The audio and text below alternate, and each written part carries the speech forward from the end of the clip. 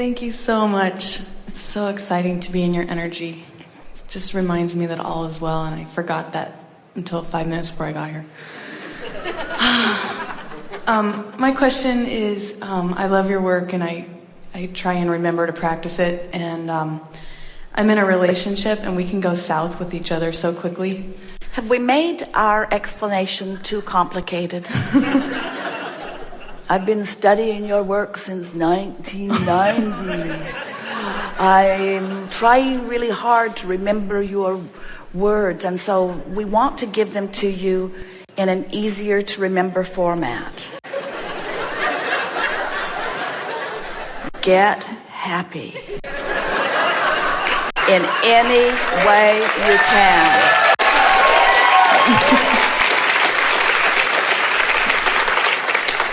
If you have to run away from home, do it. If you have to go to the beach every day, do it. Do anything that you can do to get happy. In most cases, it does not involve action, because in most cases, if you take action in your effort to get happy, some boom drops on you, like you get fired and then you don't have any money or something like that. Get happy in your mind. Find a way to make such peace with where you are that you allow your gap to close. That's what getting happy is. It's making peace with where you are, because if you make peace with where you are, this vortex that is spinning will suck you right into the perfection of all of it. Get happy. Simplistic, we know. That's why we write so many books. But then all of those books, you say, oh, there's so much to learn. Look at all of these pages. There's so much to learn. All of these emotions that I didn't even know that I had. And all of these laws, look at all of these laws, universal laws. What in the hell is vibration anyway? I don't understand. Ask and it is given. That's bullshit. I've been asking, where's my stuff? Where's my stuff? I've been asking, where's my stuff? So we give you all of the words and you say, way too many words, and we say, get happy, and you say, oh, too simplistic. And we say, really, all you got to do is just find a reason to feel good. In other words, that conversation we just had, that was better than the whole seminar put together. You laughed, you know it's true.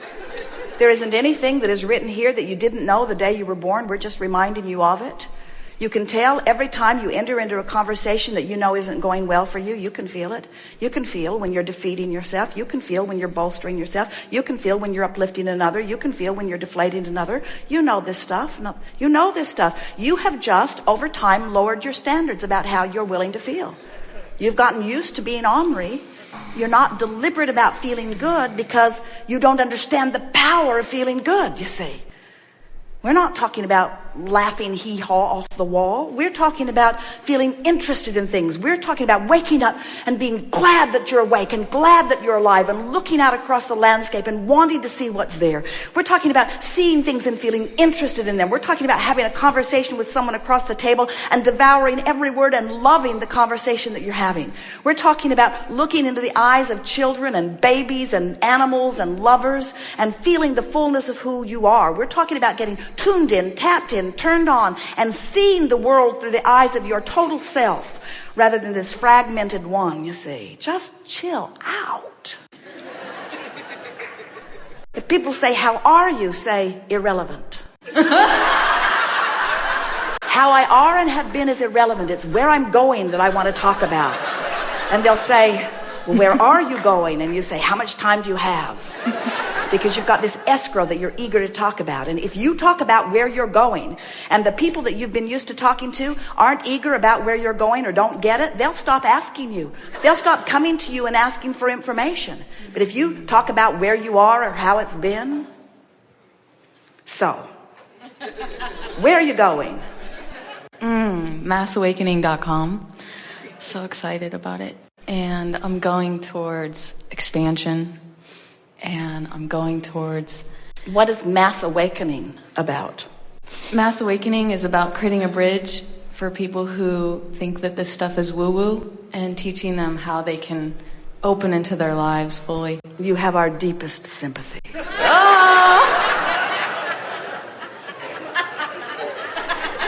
Do you mean that? Well, only because when you make other people's connection your responsibility, or even your interest, when you try to teach people things that they are not ready for. In other words, mass awakening, it sounds good, but the reason that it is flawed is because you can't wake up for anyone else. You can only wake up for yourself. So if your website is about your awakening, and all of the details of your awakening, in other words, just be easy about what you're putting out there, because in your opening remarks to us, just now, you are wanting them to wake up, which means you are, in a way, implying that what they're doing isn't right, or what they're doing isn't awake. And they will defend their position, which will be contrast to you. The art of allowing says, this is what I'm doing, and then you just offer a vibration about it and let others come to it. That more or less is what a website is. You're just putting it out there. We just want you to tend to your own vibration and let law of attraction bring those to you who are looking for what you know. Jerry and Esther have just sort of had an experience with Wikipedia, where what was on it was so bogus about Esther, and so they tried to fix it, and somebody just put it right back the way it was, and so they tried to fix it again, and so they've been in this game, and Esther kept saying, you know, it's just going to get bigger and bigger and bigger and bigger, and this morning they got a phone call, and the people that they've been asking to fix it have been banned from Wikipedia.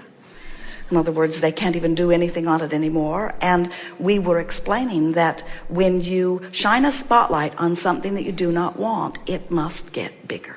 It must get bigger. It is law. So when people talk about healing, sometimes without meaning to, they shine a spotlight on the illness. That's all we're saying. There is not a thing in the world wrong with what you're doing, and we want the success that you want for you. We're just saying, make sure where your spotlight is shined. If you shine the spotlight on something you don't want, it will get bigger. It is law. I have so many questions. I'd like to know why we are, as humans, so concerned with what others think of us. Because their response is easy for you to see. And when you get a good response, it feels so good, you keep going for it. But I know that I'm complete and I'm whole being. And I came to this world as a complete being, so I don't need anybody else to complete me or to make me whole. Well, now let's talk about it in terms of the contrast, though. You see, you were complete as source energy, and yet you came forth, a part of you, wanting to explore contrast for expansion. So you wanted to mix it up with others who were diverse in order for you to come to new conclusions of what could be more. Because as eternal beings, expansion is essential. Without expansion, there cannot be eternity. Because there's no standing still, and law of attraction will not allow regression. There's no going back. The cycle says, I'm source, I come into the physical, I explore, I expand, source holds the expansion, and I catch up now or when I croak. But I catch up. But why do we need approval? You know, we need that Well, now let's talk about that. So this dilemma that you are talking about and we are amplifying, what it's about is, it is a good process of contrast and its potential to serve you going wrong.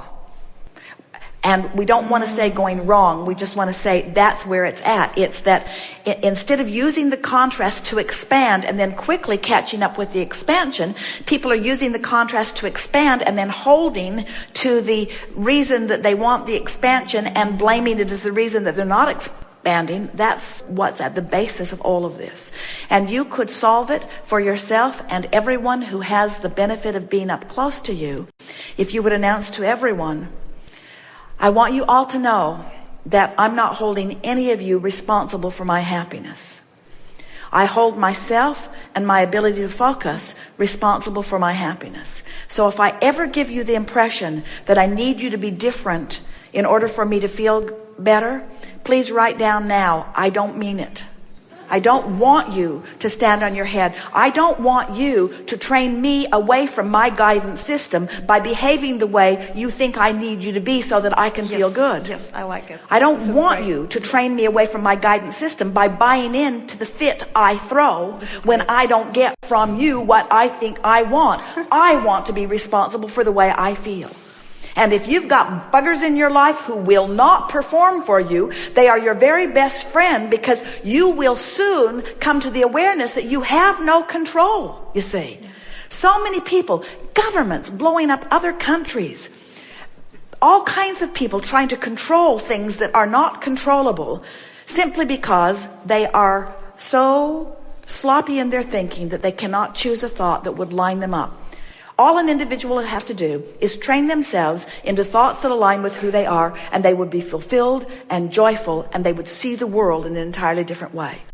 But if you're not training yourself to line up with who you are, so you're all emptied out of who you are, feeling insecure and vulnerable, and looking around and saying, it's your fault I don't feel good, it's your fault, it's you the terrorist, it's you the economy, it's you the government, it's you, it's all of you. I need to control you, but I can't. I need you to control you that I can't. I need to control you that I can't. Oh, my back is really hurting. I need to control you, but I can't, you see. And when you finally get it, that you can't control, that action isn't the way, that other people's behavior isn't the way, I announce to everyone, I announce to all of you, I hold none of you responsible for the way I feel, because I have the ability to focus into the pockets that feel good. You see, we want you to know that because we have watched this process for so long, we know the emphatic hugeness of the well-being. But you've come to explore the contrast. You see, you're wired that way. People don't think they want contrast, but you do. And people sometimes don't think contrast serves you, as in this discussion that we're having, but it does. It's just a matter of maintaining the only control that you have, which is giving your attention to what you want. We want you to become obsessed with the best parts of your life. If you would become obsessed with the best parts of your life, which means you talk about it and you think about it and you play with it and you observe it and you take pictures of it and you tell others about it and you think about it and you talk about it and you observe it until you activate it in your vibration, until more thoughts like it come. If you would become obsessed with the best parts of your life, you would deactivate the parts of your life that you don't want. But when you're obsessed with the parts of your life that you don't want and you keep them active, then there aren't enough helpers in the world to help you get to where you think you want to be. Yeah. Big discussion. In other words, we can't talk about one part about this without talking about all of it, can we? I was really struck yesterday by the discussion that you had with us about step one. And you've talked about it a little bit today, but I've come to a realization that there are a whole bunch of us here today and yesterday who are extremely deliberate. I guess we deliberately beat the drum when in step one what we see, because it is so real, and we grab onto it. But think about what you're saying. Step one is the asking phase. And so is it human nature to ask and keep asking and keep asking and keep asking and keep asking and keep asking? And the reason that we're hammering at that is because the asking vibration and the receiving vibration are different. So if you're in this spiral of, I want it, where is it? I want it, where is it? I want it, where is it? I want it, where is it? It's not here, I want it, where is it? I want it, I'm asking, I want it, I'm asking.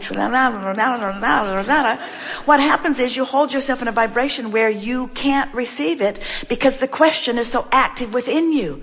You want to ask the question and then deactivate that question within you by meditating, by petting your cat, by going to the beach, by distracting yourself, by focusing upon things that feel better, by looking for things to appreciate. In other words, you cannot get the answer to a question or the solution to a problem when the problem or the question are the most active component of your vibration. Oh, okay. This is our short way that you just stepped on our punchline. Okay. This is the version, that's the long way of saying, give it a rest. Give it a rest. You've asked. It's answered. Give it a rest. Start watching for the answer. Stop beating the drum of where is it. Very good. Thank you very much.